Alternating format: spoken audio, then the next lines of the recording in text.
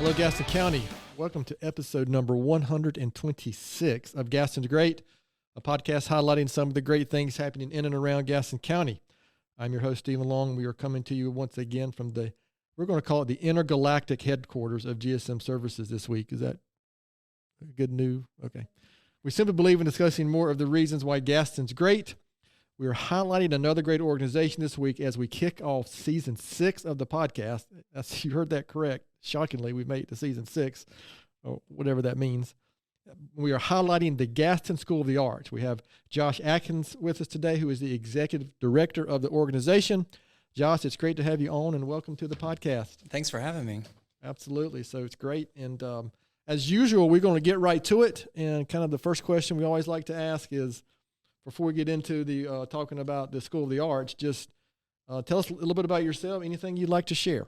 Sure. So I've kind of grown up all over the United States, so that's given me some unique perspectives. I was born in Ohio, lived in several cities there, lived in Alabama, lived in Virginia, lived in Austria, lived in different places here in North Carolina. So, yeah.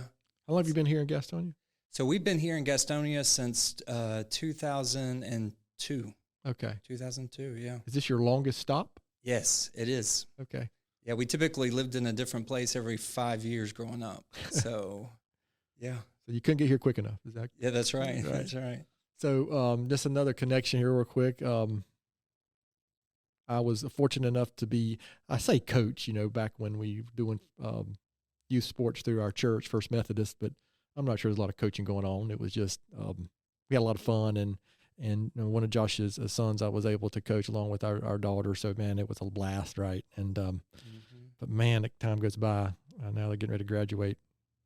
That's kind of scary, right? It is. It is. It's a whole new world that I'm not sure that my wife or I are ready for diving into. Yeah, we're going through all those last right now for us, especially because it's our youngest as well. So, we're having those moments of, oh, this is the last time we're going to do this. I mean, I think we're recording this the Wednesday before Forest View's prom. So it'll be like the last prom and all this stuff. Of course, it'll be long gone. Matter of fact, dang, she might be graduated by the time this is released.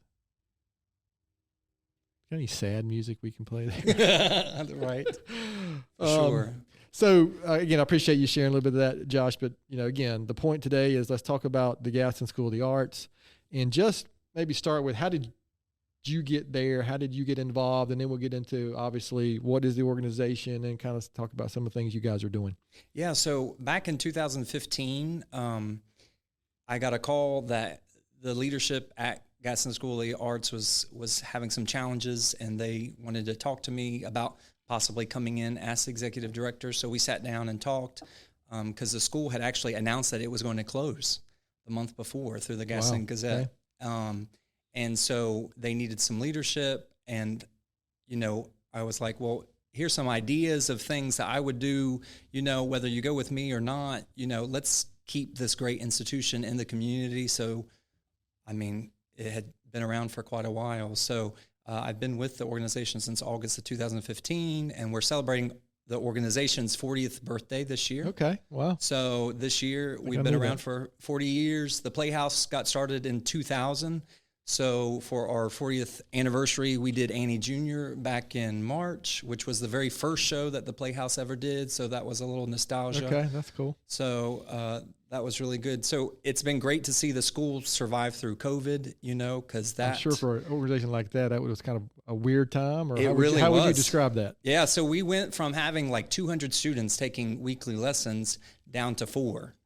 So because we weren't allowed to really teach, people weren't comfortable, virtual lessons, if you can imagine having a piano in front of you and trying to tell somebody through a video screen, hey, play middle C, and they're like, okay, which one is middle C? You know? Yeah. So, and not all parents have musical backgrounds, so, it was really challenging, but the teachers did great. The students kept on learning, and we've been building back since then. So, all right. So can you kind of share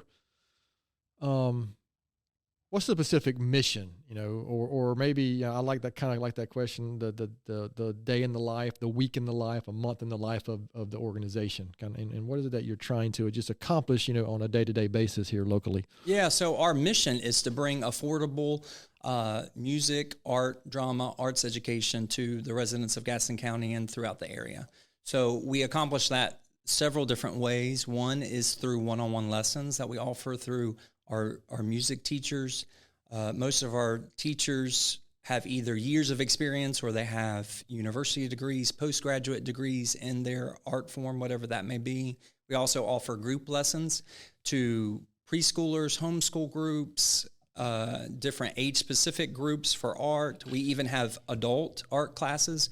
So our youngest student is about 5 years old. Our oldest one is in her 90s, and she's taking violin and voice lessons. Oh, wow. And she performs every recital. So, we have a broad range of opportunities. And then we also have drama lessons where they can have one-on-one or they can participate in one of our children's playhouse programs. And we're one of only like 3 children's playhouses in the state of North Carolina. So it's a very unique thing that the School of Arts, where all of our cast is all under the age of 18 for every single show. So we're a very unique educational opportunity for kids and adults and teenagers to explore the arts, whether it's to see if it's for them or to prepare themselves for college or for more advanced studies.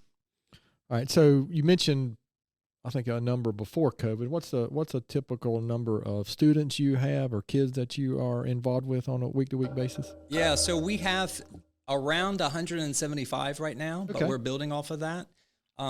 We collaborate with Gaston County Title I schools to try and offer some opportunities. So back when we did Annie, we brought in students from schools that wanted to participate, almost had 1,000 kids, and the different opportunities where we talked about what drama, what audition, the behind the scenes type of thing. And then they all received free tickets so they could, they learned how much work went into the putting it together. And then they got the opportunity to come and see it, and see, get that grasp from it.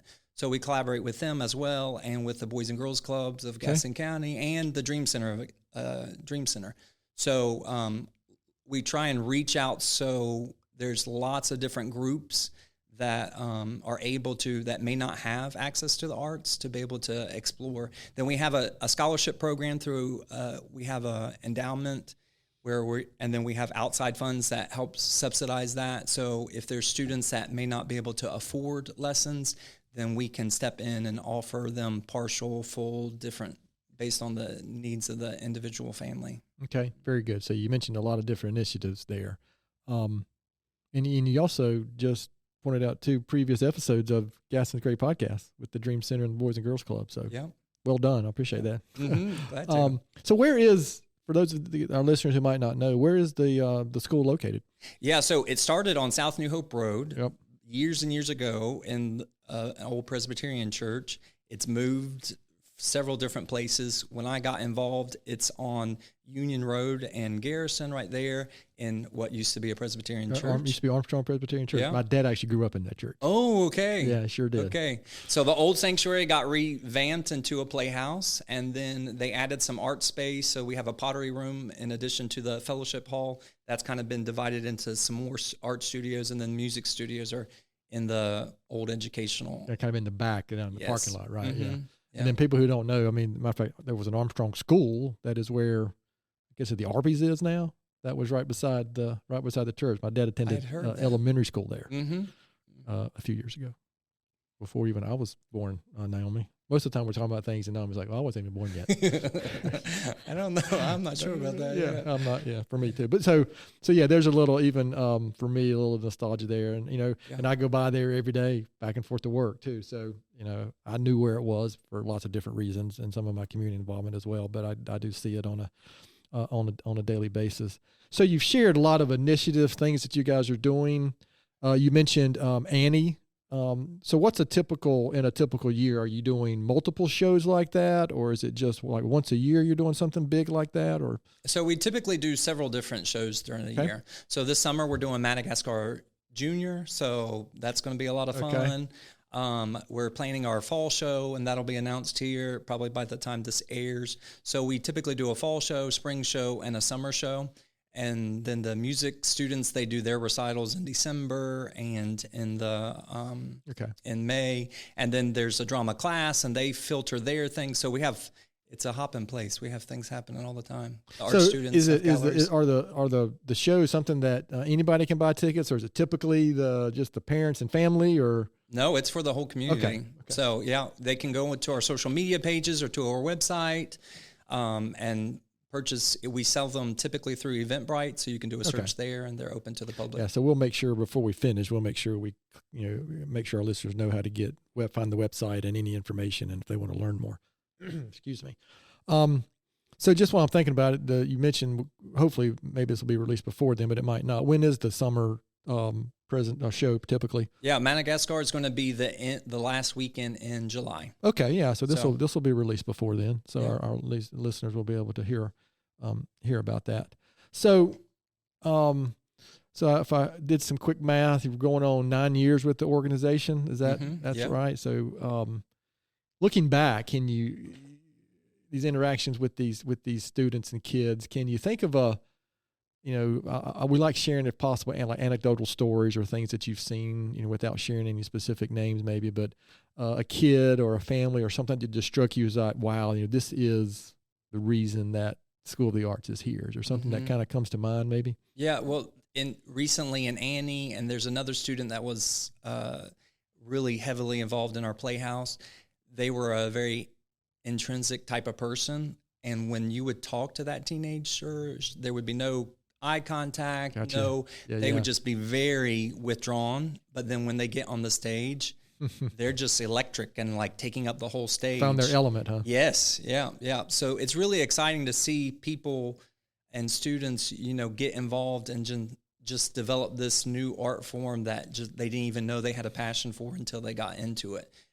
Or even 90-year-olds that are or people in their 60s, 70s, 80s that just had a couple art lessons or music lessons as a kid, in school, and then to see them now dive into it and to see the progress that they can make is really exciting. Yeah, I wouldn't call it, like I said, my point, you're never too old to learn something, right? And to maybe go pursue something that maybe you wish you had done when you were younger. Yeah, sure. So I like to hear that.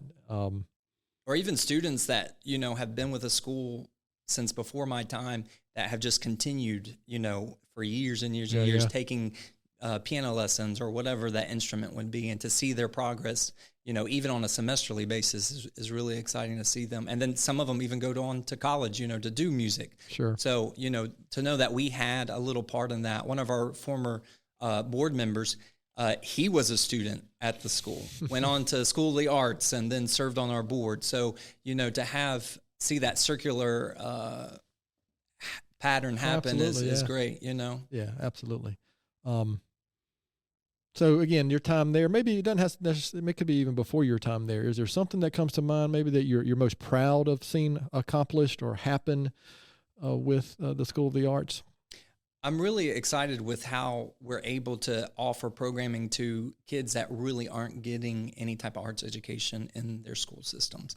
Because since COVID, schools have been playing catch up to pass tests and to learn and everything. So the arts, it's just not as important in a lot of school systems, or school institutions. So to be able to bridge that gap and to bring that to them, because it does play a really important role in the development of humanity, of community, of things. So to see that expand and to see our adult programming expand is really exciting too, because, they're a segment that may somehow get forgotten about, but they're just as interested, and to see a larger awareness of our organization has been great.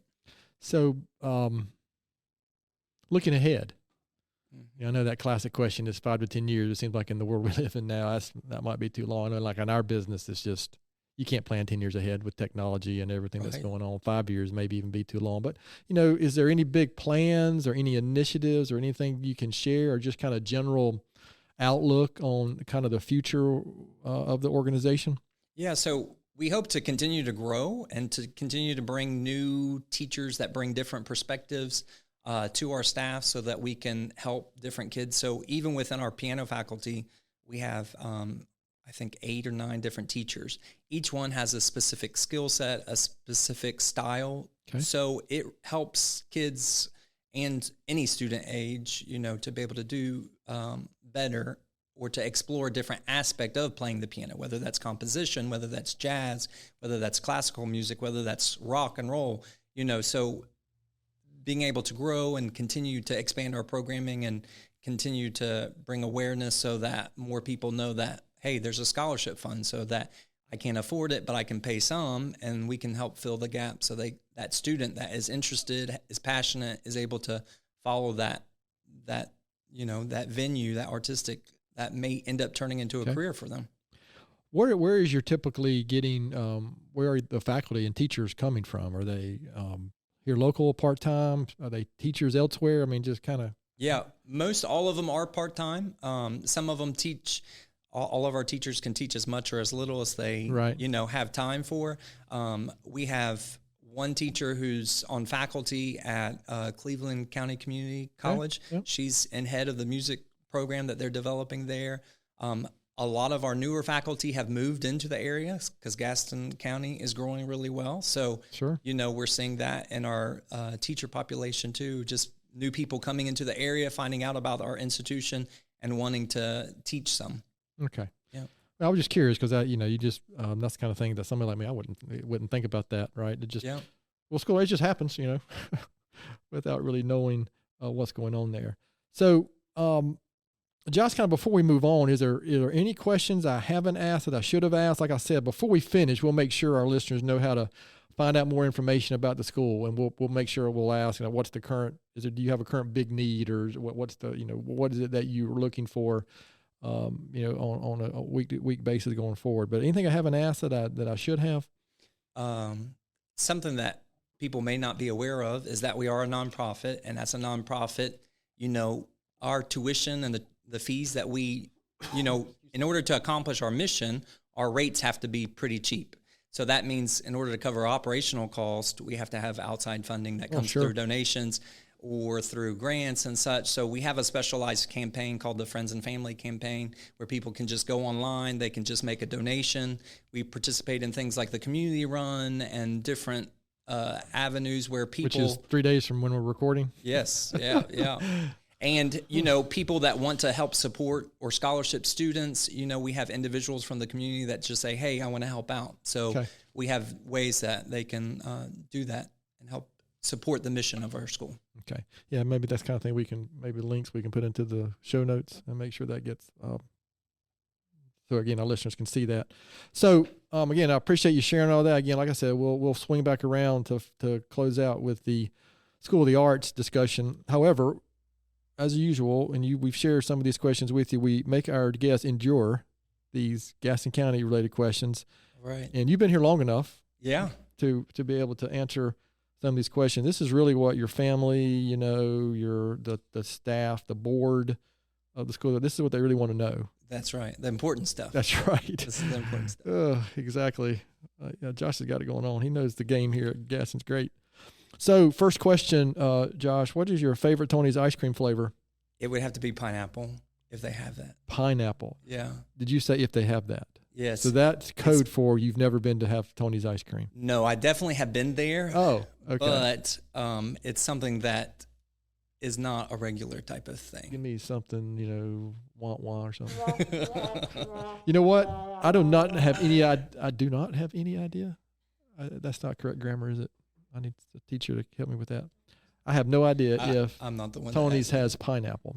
But that would be the first time anybody has answered pineapple. So we might have to do some research and see. I feel like they do. Last time I was there, they may have it. I'm such a boring chocolate guy. So it's like I don't even look anymore. Chocolate, vanilla, or strawberry. It's just chocolate. So I should maybe sometime at least look at the board up there and see what else they have. Sundrop or Cheerwine? Neither. Coffee. I'm a coffee drinker. That just for the record, that's 0 for 2. That's 0 for Favorite local restaurant? Kitchen Mai Kong. I love Vietnamese, Thai, Indian. I believe that in the 120 some episode, that is the first time we've heard that. So where's that located? We'll give them a shout out. So it used to be Thai House. It's right across from the Jumpy place there on Franklin Boulevard. Okay, yeah, absolutely. Very good. All right, interesting. How about favorite outdoor activity in Gaston County, or favorite park, or Hiking, just about anywhere. Yeah. Walking. Crowder's Mountain and all the trails and Sure. the greenways all we have around Kings here. Mountain Park. I mean, there's a lot of good stuff. places. All right, super important question. UNC Duke or NC State? Okay, be ready for the wah-wah. So it's going to be Appalachian for sure. That's okay answer. Okay. Yeah, we will accept certain answers. And I mean, my daughter, we were just talking about before we record, she just graduated last year from App. Oh, okay. Yeah. Okay, so, yeah.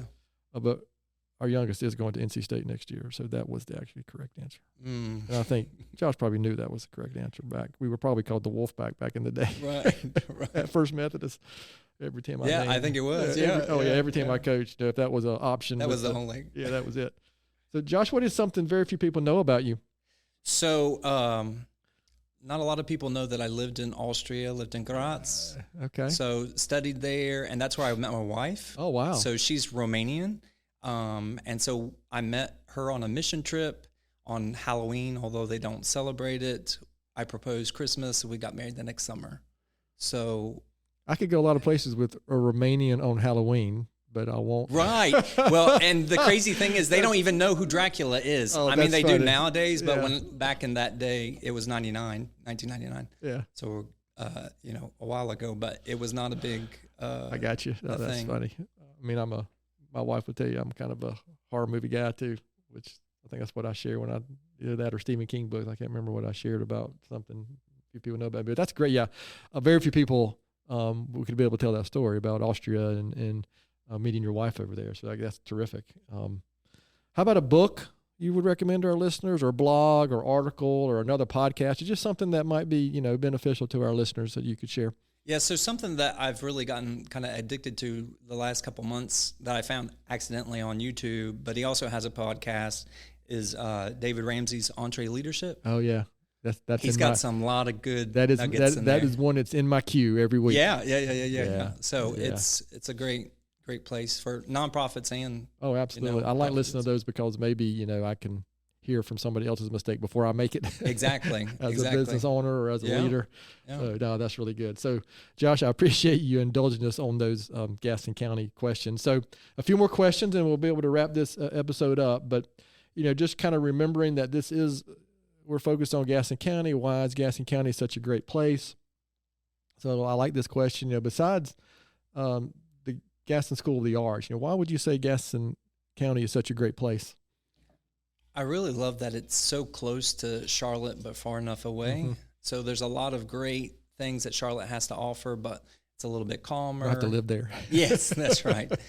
And we've got the mountains 2.5, so we can go skiing in West Virginia. We can go skiing up there. We can go to the beach in 3.5, 4 hours, depending on which beach you go to. So, our family is really outdoorsy. So, that really appeals to us, and it's becoming quite a melting pot too. Community, a lot of people, a lot of different groups of people, and different ethnicities of people. So that's been exciting to see. Well, I appreciate that. That's a great answer, and I would agree with you. So, last question: knowing what you know now, Josh, what advice would you give your 20-year-old self? Not be so OCD about some things. Having 2 kids, a son and a daughter, has helped me that there's some things that you just, Okay. So oh wow, that's really good. When I was 20, the things that some of those little, I don't want to say minor, but those some of the detail things that matter, and having 3 children, you're right. Some of that stuff you're like, God, why did I used to worry about that? And you have to let some things go, don't you? That's right. That's right. I don't know that I ever rose to the level of OCD, but people around here at GSM might say that I'm pretty OCD or detailed, or my wife would have a different word for it probably that we won't share on the family-friendly podcast. But no, that's good. So many things change just as you get some experience and, and older and family and just things are just so different. So I appreciate that answer because I feel like you just said to me, I looked in the mirror and said, yeah, I hear you on that one. Josh, this has been really great. So again, just to remind you and our listeners, what we're trying to do here is bring some awareness to the Gaston School of the Arts. So can you share just where can listeners go to learn more about the organization, donate, get involved, or just, maybe somebody says, maybe somebody isn't aware and they've got a kid or something that, wow, this would be great. So just share anything and everything that you can there. Yeah. So Gaston School of Arts has a Facebook page, Instagram, X, formerly Twitter. We're on Pinterest too. And then our website is www.gastonschoolofthearts. So all of it spelled out .org. So there's an office. They can request information. There's a donate button on our website, so they can donate there. Yeah, we've learned the easier the better. Yes, that's right. Yeah. That's right. And then there's somebody there staffed throughout the week. So, somebody, if they can call and get additional information if they're interested in any of those type of things. So, and that's where they can go to learn about upcoming shows or anything like that that's happening? Yeah, all of it's advertised on our website. So we have a Playhouse page that talks about the shows that the community, that you don't have to be a student of. We have a youth orchestra, and you don't have to be a student at School of the Arts, where you can play in an ensemble setting. So that's open to any student that's taken a year of lessons. So whether they've studied in band or wherever, they can study, or if they want to get involved. We need lots of volunteers all the time for different things. So, people that are passionate or want to learn more. Is there a specific greatest need at the moment? Is it donations, volunteers, things coming up, faculty, or anything, or just all of the above? All of the above. Okay. Yeah. All right. So, Josh, I appreciate your time. I appreciate the work that you're doing and the connection that we've had over the years. So, any last words before we close this episode out? No. Thanks for inviting me and our organization to be a part of the series. So for sure. Again, you're very welcome. I look forward to getting this episode released here and to start season 6 of Gaston's Great, which is shocking, as I mentioned earlier. So I am going to do a little book recommendation, my kind of quote or thought for the week. And the book that is one I'm rereading. I'm almost finished rereading. I probably read it 6 or 7 years ago the first time, and for some reason I felt compelled. It's a leadership book, but I picked the title on purpose because I knew I was going to be talking to Josh this week. But it's by Lee Cockrell, and the name of the book is called Creating Magic. It's actually a leadership book, but he spent time leading Walt Disney World, at least the resorts down in Florida. And so it's the lessons he's learned over his career about leading people and leading organizations. But again, that's really what I would strongly recommend. Oftentimes I'll read a book for a second time later, and I'm either at a different place or I've matured something, so I get different lessons from it later. Is what I often find when I do reread something that I liked earlier. And my quote this week comes from baseball season just started here, and I'm a big baseball fan. And Jackie Robinson, who was a great baseball player, but he was probably more well known, made a bigger impact because of breaking the color barrier in Major League Baseball. But he said, "A life is not important except for the impact it has on other lives." So again, it's kind of, to me, that fits in with so many organizations we talk to. It fits in with what Josh and the team is doing at the Gaston School of Arts. And I think it's just a good reminder that ultimately everything that we do, it's really about the interactions we have with others and the impact that we have. And I'm also reminded too that, speaking of our kids, we're having an impact on people around us, but are we intentional and aware of what type of impact we're having? That's why I love talking to people like Josh, who is on a mission and has a specific, very intentional about what he's doing through the School of the Arts on a weekly and daily basis. So I'm very grateful for that and other organizations like his here in our community. So to our listeners out there, thanks so much for taking the time to listen to today's episode. Please continue to spread the word if you can about the podcast. And please don't hesitate to contact us here at our email address, which is podcast@gastonsgreat.com. We're always looking for suggestions for future podcast topics and guests. You can find the podcast and subscribe at our website, which is gastonsgreat.com, or anywhere you listen to podcasts. And please follow us on all our social media platforms.